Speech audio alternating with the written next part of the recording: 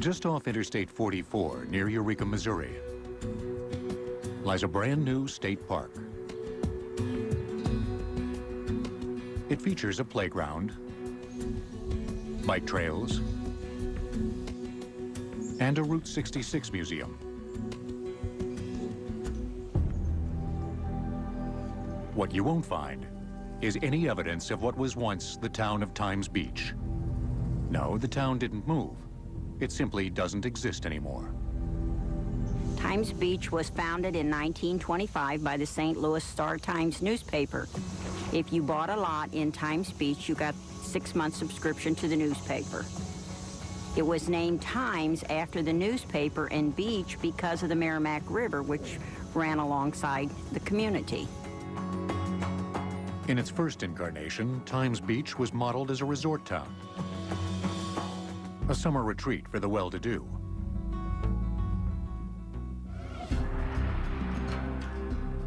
But by the 1970s, the city had transformed into a lower middle-class suburb of roughly 2,000. The town struggled financially and could never raise enough money to pave its 23 miles of dirt streets and roads. Plagued by dust in the summer months, residents procured the services of a waste oil company to take care of the problem. The neighbors would get together and they would have the streets sprayed just in their area to suppress the dust. And then in 1972, the city contracted with Russell Bliss to spray at will. And he did that in 72 and 73. A lot of little suburbs would hire me to oil their roads. I do a lot of little communities. Times Beach was pretty big, and it would take a couple loads to do the whole town, but with all the wear and tear, I'd have to do it maybe once every couple weeks or once a month. But Bliss didn't use just oil for dust control. During the years he sprayed the roads of Times Beach, he used a mixture of industrial waste that he obtained from various suppliers, including the Napaco Chemical Company in Verona, Missouri. Napaco shared the facility in Verona with another company named Hoffman Taft. Hoffman Taft produced the chemical 2,4,5-T, while Napaco produced hexachlorophene.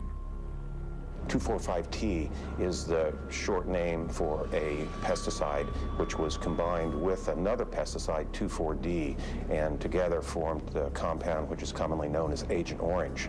Hexachlorophene is an antibacterial agent. It was used until it was banned in soaps, toothpastes, and other medical supplies. Both of these chemical manufacturing processes created a waste stream which was laden with dioxin. Dioxin is a known carcinogen.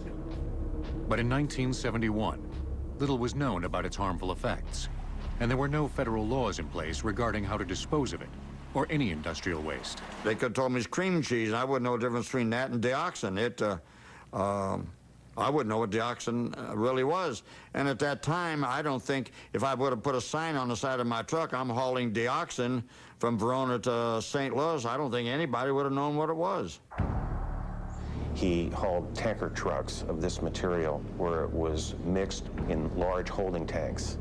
He then would draw down off of this and use the resulting mixture to spray on unpaved roads, parking lots, and in some cases horse arenas in order to control dust. 1971 brought the first sign that Bliss's brew was toxic, when a number of horses died at an arena he sprayed. The owners of the arena contacted the state health department to seek their help in trying to identify the toxic agent.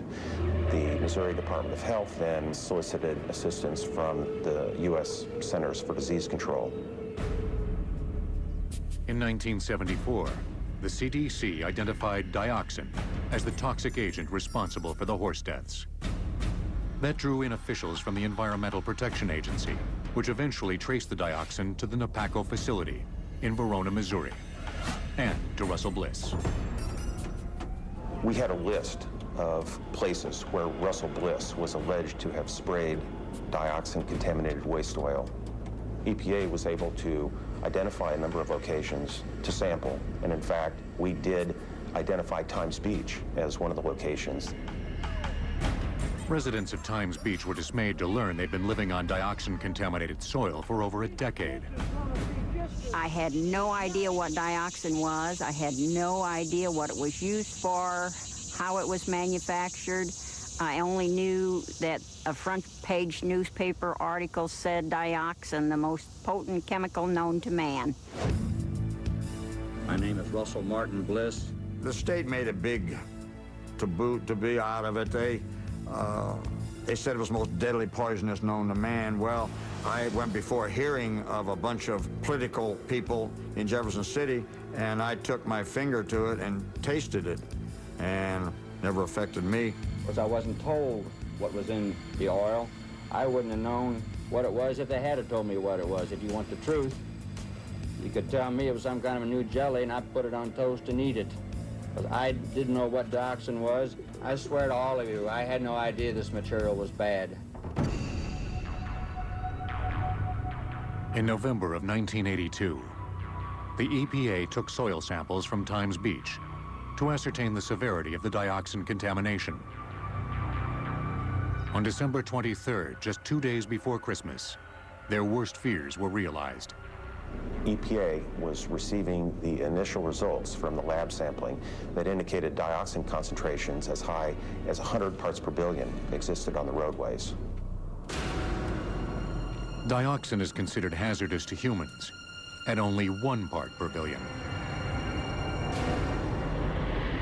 Times Beach was abandoned. With their city deemed unlivable, residents lobbied for a buyout. They knew that there was no technology available to clean up the community, and they knew they couldn't move back because it wasn't safe. In 1983, the estranged residents of Times Beach got their wish. The federal government's Superfund program, which provides funds for hazardous waste sites, paid residents for their property. Soon after, the state of Missouri disincorporated the city. For over a decade, the hazardous waste site was gated off and patrolled 24 hours a day. The once thriving community was transformed into a ghost town.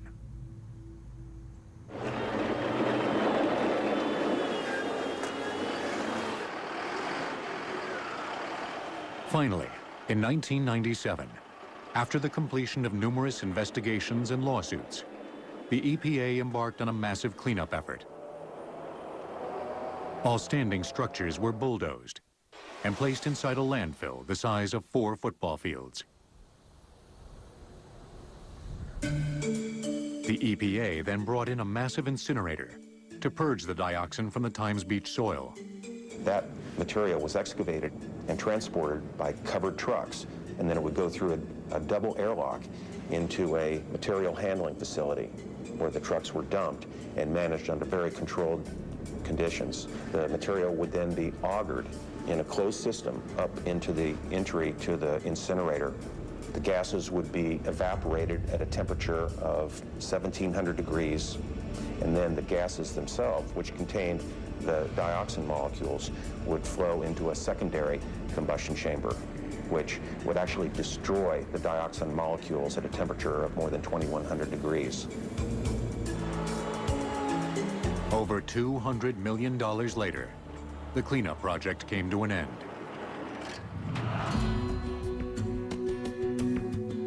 In 1999, Times Beach was reborn as a state park. Today, wildlife flourishes here, showing no ill effects from the deadly dioxin that once permeated the soil. But some of the town's former residents feel they aren't as fortunate. I had 8 brothers and 1 sister, and what we had as children growing up was bruises, scratches, a few stitches, maybe a broken arm. Nothing like my family. Every member of my family was ill with something different. So you have to believe that it's because of the exposure to the chemicals. I felt that there was nothing wrong with the oil. I didn't even think about anything being wrong with the oil. Russell Bliss was never found guilty of any criminal behavior resulting from the dioxin contamination. Yet, Many still see him as the man that killed the city of Times Beach. When you say Dioxin or Times Beach, you don't think about Napaco. You don't think about all the other companies that were involved in it. You think of one thing, Russell Bliss. But to this day, I will say this. I didn't generate it. I didn't make it. I hauled it from there and put it over there. I was a transporter, no more, no less. Times Beach may no longer exist, but the physical and emotional scars of those that lived through its demise endure.